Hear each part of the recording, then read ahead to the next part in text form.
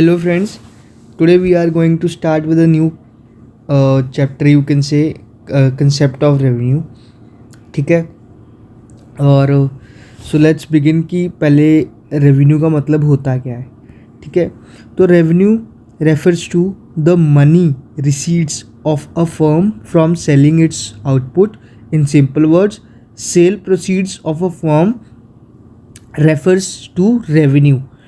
मतलब revenue is nothing but the money which you get in aspect of something, right? कोई दुकानदार है, ठीक है, एक दुकान में अपनी बैठा हुआ है, ठीक है. एक कस्टमर आता है, उससे कुछ खरीदता है. मान लो वो कोई स्टेशनरी शॉप है, उससे बुक्स खरीदी उसने, तो जो उसने पैसे दिए हैं वो इसके लिए बनेगी revenue.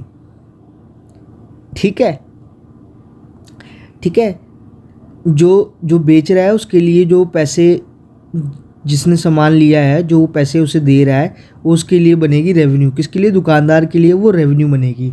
So it refers to the money receipts of a firm from selling its output. मतलब जो मनी वो रिसीट करता है, वो लेता है किस चीज़ से? जब अपनी आउटपुट को बेचता है. In simple words, sale proceeds of a firm refers to revenue. Suppose a producer has 1000 table. एक प्रोड्यूसर के पास 1000 टेबल्स हैं. बाय सेलिंग दीज टेबल्स, उन टेबल को बेचने के बाद उसके 20,000 मिलता है. He gets 20,000. This is the sale proceeds for him. ये उसके लिए सेल प्रोसीड्स होगा, right. In economics this amount 20,000 is called revenue. Economics में हम इसे बोलेंगे कि ये रेवेन्यू है. ठीक है. The revenue of a firm represent the amount of money received by it by selling a given output. So revenue of a firm represent the amount of money he received by selling his output. ठीक है. The demand curve of the consumer for a commodity is in fact the average revenue curve.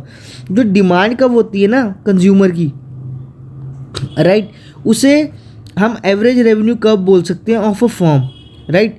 एक मिनट, उसे हम average revenue curve बोल सकते हैं of a firm, average revenue curve of a firm. Because क्योंकि price paid by the consumer is the revenue of the firm.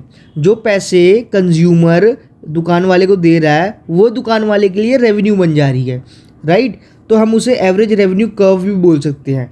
ठीक है. सो आई होप आपको रेवेन्यू का कंसेप्ट समझ में आ गया होगा. धीरे धीरे हम इसके और लेक्चर्स को अपलोड करते रहेंगे. Please go and visit these lectures, right.